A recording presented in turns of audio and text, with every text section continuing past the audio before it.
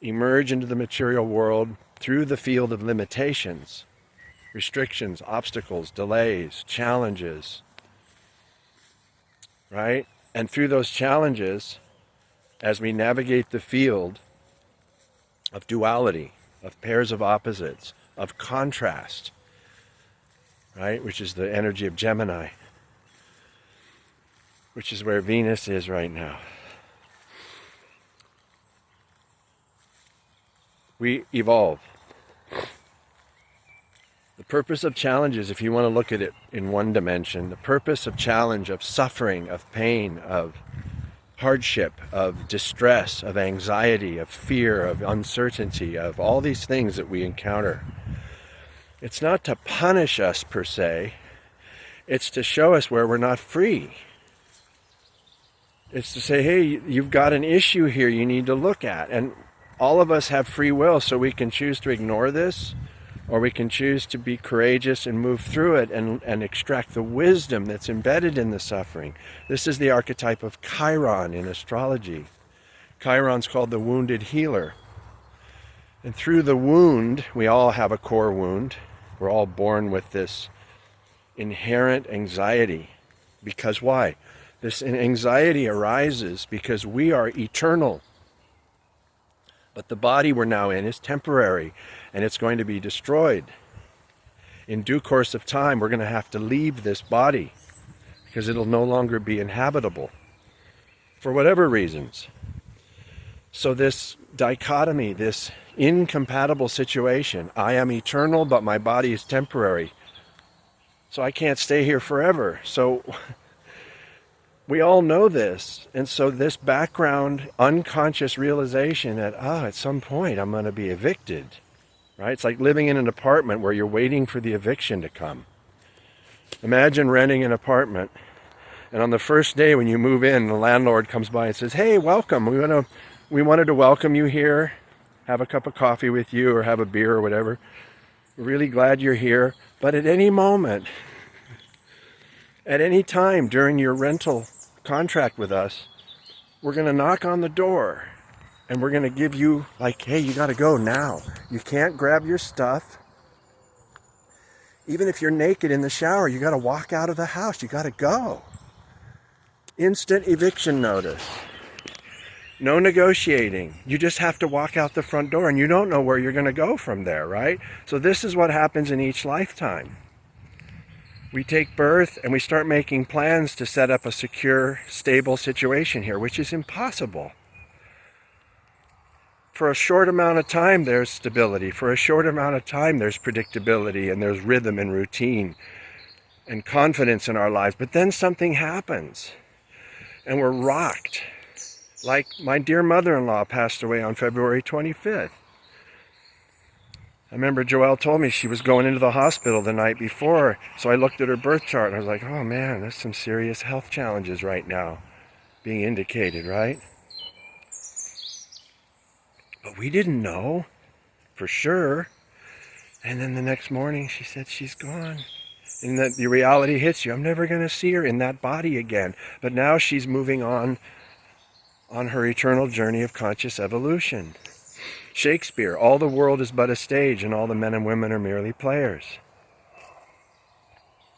So this human form of life is rarely attained in the journey of the soul.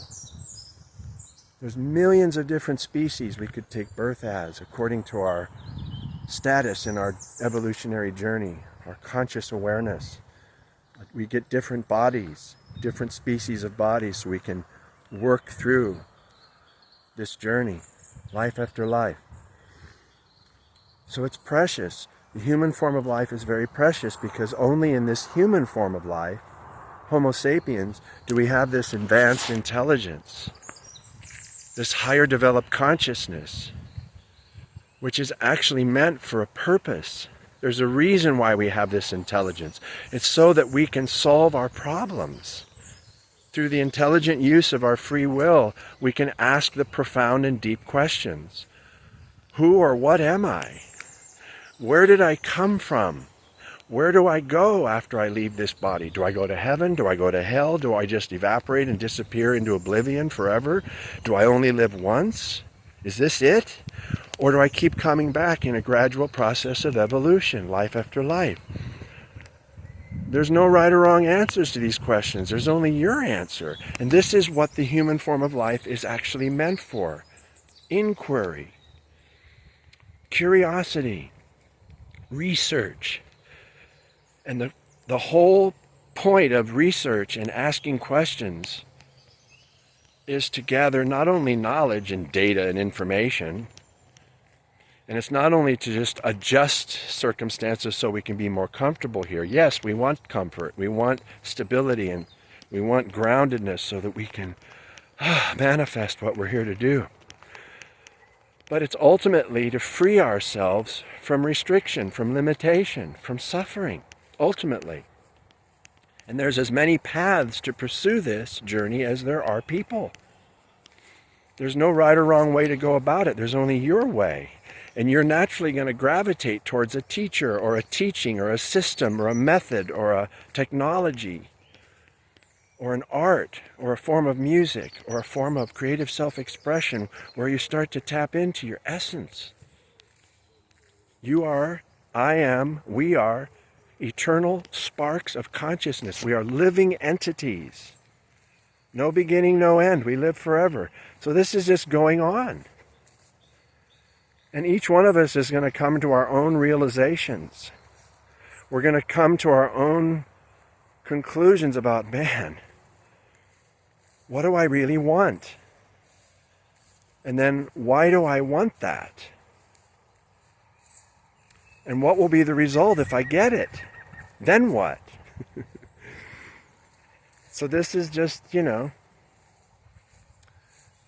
we all have to do this ourselves. And yes, we can take instructions, we can extract wisdom from great teachers and great teachings and great wisdom traditions and great religions and great spiritual lineages, martial arts and the Tao and the I Ching and the Kabbalah and the Quran and the Torah and the Bhagavad Gita and the Bible and the Rosicrucians and the Freemasons. There's so many. There's so many paths, science and technology, art and architecture and literature, and right? So anyway, I'm just following my path. It's not right or wrong, and it's not better or worse than anyone else's path. It's just my path. And all my life I have sensed this background, loving intelligence whispering to me in the quiet recesses of my heart, do like this, do like this. Oh, you don't want to do that? Oh, okay, you're going to learn a lesson about that. Okay. Are you sure you want to repeat that pattern again? Or do you want to transcend it and move beyond? This is the eternal question. Self-care, meditation, yoga, diet, exercise, time in nature, time off technology, right? Digital diet, the whole bit. So whatever works for you, do it. My dad used to say, that which works. And he always used to say, we'd be working on the car or something together, and he'd say, Jimmy, don't worry, son. It's all part of the big picture. And then he'd say, every action has an equal and opposite reaction. Then he would just stop and we'd keep working on the car. And I'm like, every action has an equal and opposite reaction. Okay. So he was teaching me the law of karma. And he was teaching me to have faith. Trust. Everything's part of the big picture. So anyway, I hope you're doing well, wherever you are on the planet and whatever you're navigating at present. Don't quit. Keep going. Keep asking questions. Keep doing your own research. Follow your heart. As Joseph Campbell said, follow your bliss. Wow, 28 minutes. All right, you guys. I'll talk to you soon.